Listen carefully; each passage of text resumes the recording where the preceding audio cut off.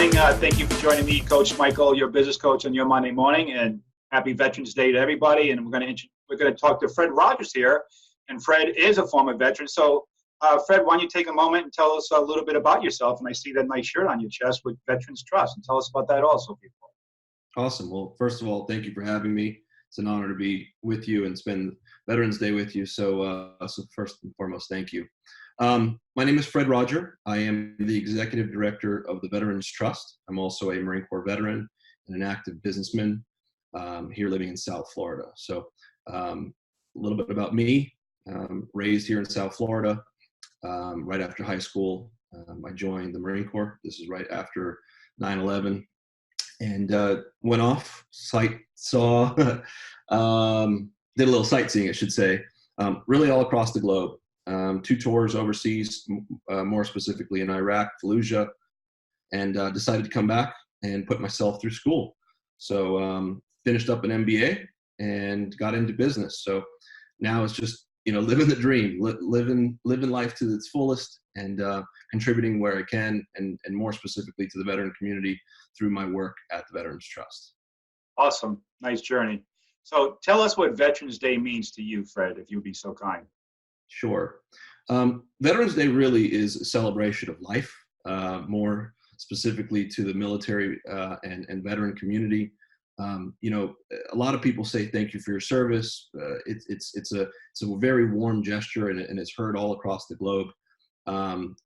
We really have 2 sort of quote unquote holidays. One being Memorial Day, where we celebrate the life of those that have passed, and Veterans Day of those that are living. So it's really sort of the both sides of the spectrum for the military community. We celebrate Veterans Day all year round, to be honest with you. When we're with one another, we look at each other for a moment of hope, a moment of rejoice, and really a sense of community. When I look at a veteran, whether it's on Veterans Day or not, we share that common bond. So it's really special to be with veterans, and really part of the organization is we really celebrate veterans all year round. But obviously, Veterans Day for the country, it's a national holiday. In fact, I think as of today, the White House approved Veterans Month. So the month of November is actually going to be Veteran and Military Family Month, which I'm really curious to see how that unfolds and what sort of celebrations are going to take place across the country. I guess one of the more important things for veterans, both myself and for those that are around us, is to continue service. Military service, just like any other service, is just it's a way to be selfless and a way to be contributive to society, whether it's armed service or not armed service. Obviously, that's a choice that we each make. But obviously, military service is something that holds us together. But it's something that the intention is to continue service for a lifelong journey. Whether it's by yourself, contributing in your own ways, or ways that you can work with others and collaborate on bigger projects that make bigger impacts specifically for the military community. There's a variety of needs. Sometimes it's just a need for a conversation. Sometimes it's a need for, to bounce ideas off of. Sometimes it's a need for medical or physical assistance. So the need really varies. One of the things I always say about veterans is you meet one veteran, you meet one veteran. So we're all different. We all come in different shapes and sizes. But one of the things that we all sort of, look through the same lens is be a contributive member to society. So that way, you're leaving an impact in a much more selfless manner. And that's really what Veterans Day is about, is celebrating that service to one another, to country, and really to our local community. Thank you. And what can we do to help veterans, Fred? And what are you currently doing with the Veterans Trust to help veterans? Sure. Well, there's a variety of ways you can get involved. I mean, it's really easy. So one of the things that I always share with donors and supporters is really contribute where you feel like you're going to do the most impact. whether it's monetary, whether it's community service, whether it's mentoring someone, whether it's coaching someone such as yourself, Coach Michael. There's so many different ways to contribute on an individual level. So it doesn't always have to be monetary. Veterans are looking for they're not looking for a handout. They're looking for a hand up. So if you are in a position where you can be contributive in any way, whether it's an introduction to someone that you feel that it could be helpful for that veteran, or it could be helpful for that organization, where you see it could be a potential collaborative relationship, those kind of commitments and gestures go a long way. I'll give you just a simple example. If we're looking to get into a new industry, let's say the automotive industry, specifically, and I'll get into it here in a second, where motorsports are impacting the veteran community, whether it's fun rides, or they want to become a mechanic, or they want to become a race car driver. Again, I'm talking about one specific sector. You may not necessarily know how to be contributive to that service member, but you also may have someone in your network that could be contributive, whether it's someone that works at a dealership, or someone that owns a dealership, or someone that knows somebody that are part of a race team. And you simply make that introduction. You're simply making that connection of two people or a person in an organization, where that creates value. And that's key to really making an impact. So more specifically about the Veterans Trust, we are positioned as a strategic grant-making foundation. So what does that really mean? So we provide money to veteran service organizations and contributors and supporters to the veteran cause. And it could be in a variety of ways. We've been involved in the veteran community now for, 7 years now, in a variety of ways. So one was education, where we funded several universities to implement different best-in-class business models from literally across the country to impact and benefit the veteran students that are within that specific college campus. And more specifically, we called it Access, Completion, and Placement. That was the initiative that we funded, where you streamline the process getting into school. Completion is where they build out a veteran resource center. They hire the proper staff that understands the veteran demographic, that also understands veteran resources within the college campus and within the community, so that they act as a liaison between the veteran students and also that big organization that now that veteran is a part of. So if I enroll to Nova Southeastern University, what do I do? Obviously, as a student, I understand academics, but as a veteran, there's a variety of things that are A, available to me, B, that I may need access to, and C, I simply just don't know about, and it would be cool to find out. So that's the completion portion. Obviously, it helps them increase their graduation rate, and obviously we all want that. And then lastly, the placement piece, so access, completion, and then sort of and then what? The placement.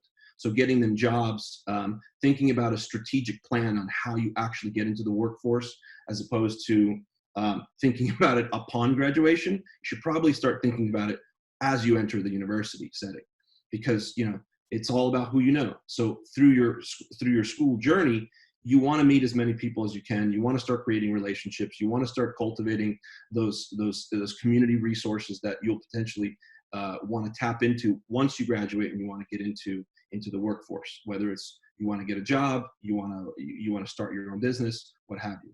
So that was one of the big initiatives that we did several years back. We also funded some organizations that would do what we call comprehensive care. So a variety of services. We gave them some seed capital to be able to expand their business from one county. In fact, it started in Broward County, called Mission United. And with that seed capital, they ended up expanding to, 40 plus cities. So those are the kind of dollars that we like to infuse. We've also funded a variety of things in entrepreneurship.